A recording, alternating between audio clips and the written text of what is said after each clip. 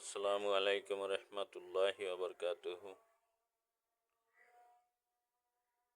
সম্মানিত কবি বন্ধুগণ, আজকে আপনাদের মাঝে ফিরে আসলাম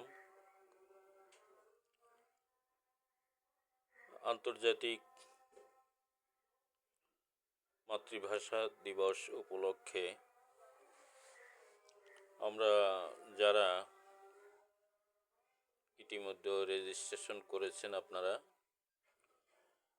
আমি তাদেরকে অভিনন্দন জানাই। আন্তর্জাতিক মাতৃভাষা দিবস উপলক্ষে আমরা একটি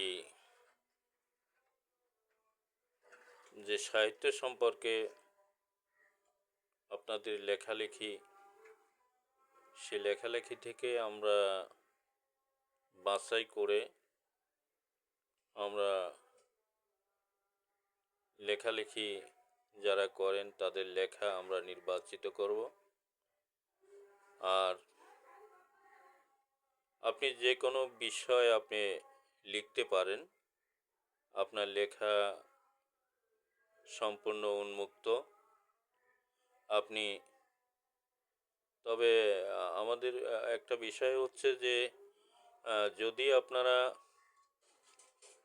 মহান 21শে ফেব্রুয়ারি উপলক্ষে আপনারা যদি ভাষার শহীদদের উপরে যদি আপনারা লেখালেখি করেন, তবে সেটাই আমরা বেশি প্রাধান্য দেব। যেহেতু আমরা অমর 21শে ফেব্রুয়ারি 2026 উপলক্ষে আমরা এই আয়োজনটা করেছি।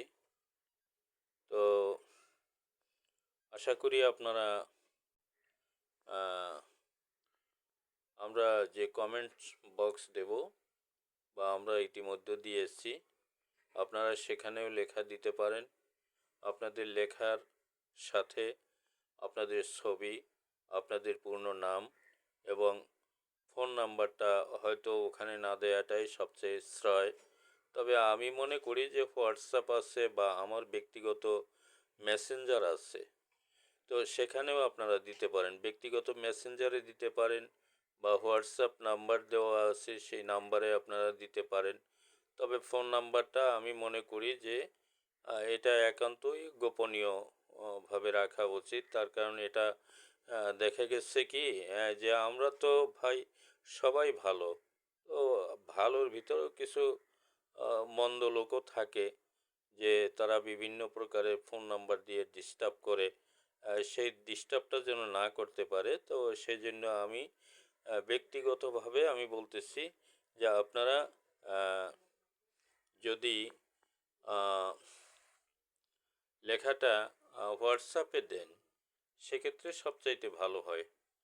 আর আশা করি যে অমর 21শে ফেব্রুয়ারি উপলক্ষে মাতৃভাষা দিবস, আমাদের এই মাতৃভাষা দিবস উপলক্ষে লেখালেখি যারা করেন তারা অবশ্যই অভিজ্ঞ ব্যক্তি। তো আমার মনে হয় যে সেটা করলে সবচাইতে ভালো হয়। আপনারা লেখা দেন এবং আপনারা এতে অংশগ্রহণ করুন এবং আমরা নির্বাচিত ব্যক্তিদেরকেই আমরা পুরস্কার প্রাপ্ত করব। তবে সেক্ষেত্রে আমরা আমাদের পক্ষ থেকে আমরা যেটা দেব সেটা হচ্ছে ভাষা শহীদদের উপরে। আমরা আপনার যে লিখিত যে কবিতা আছে, সেই কবিতায় আমরা আপনাদেরকে আমাদের গ্রুপের পক্ষ থেকে, আমাদের এই সাহিত্য গ্রুপের পক্ষ থেকে আমরা আপনাদেরকে সম্মাননা সনদ প্রদান করব। তো বিষয় আশা করি যে ইনশাআল্লাহ এটা আপনাদের ভালো লাগবে।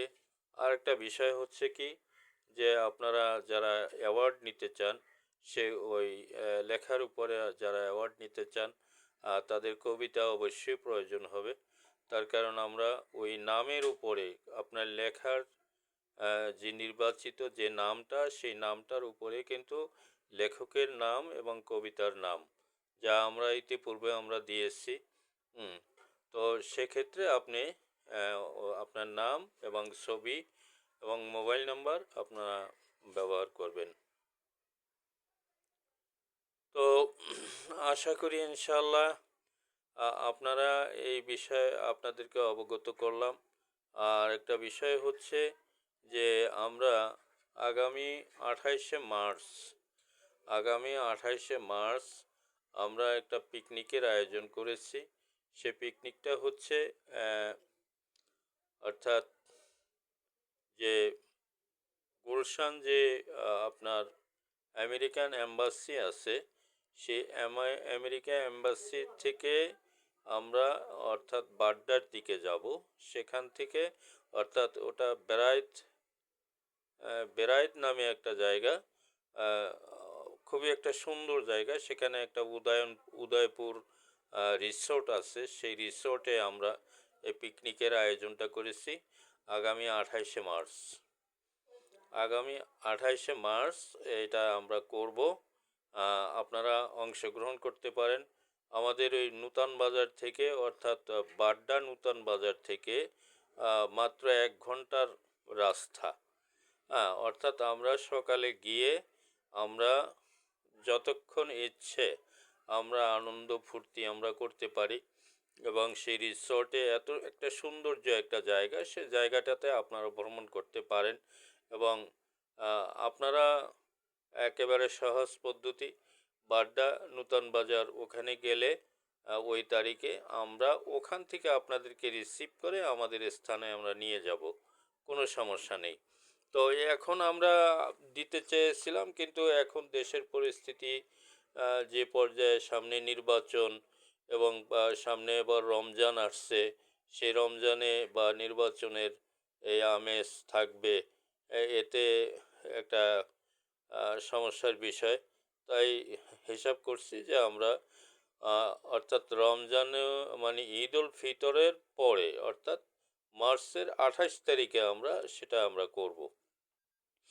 আর মাতৃভাষা দিবস উপলক্ষে আপনারা যারা লেখা জমা দিতে চান আমার ইনবক্সে অথবা হোয়াটসঅ্যাপ নাম্বারে আপনারা সেটা দিতে পারেন। আশা করি আপনারা বুঝতে পেরেছেন।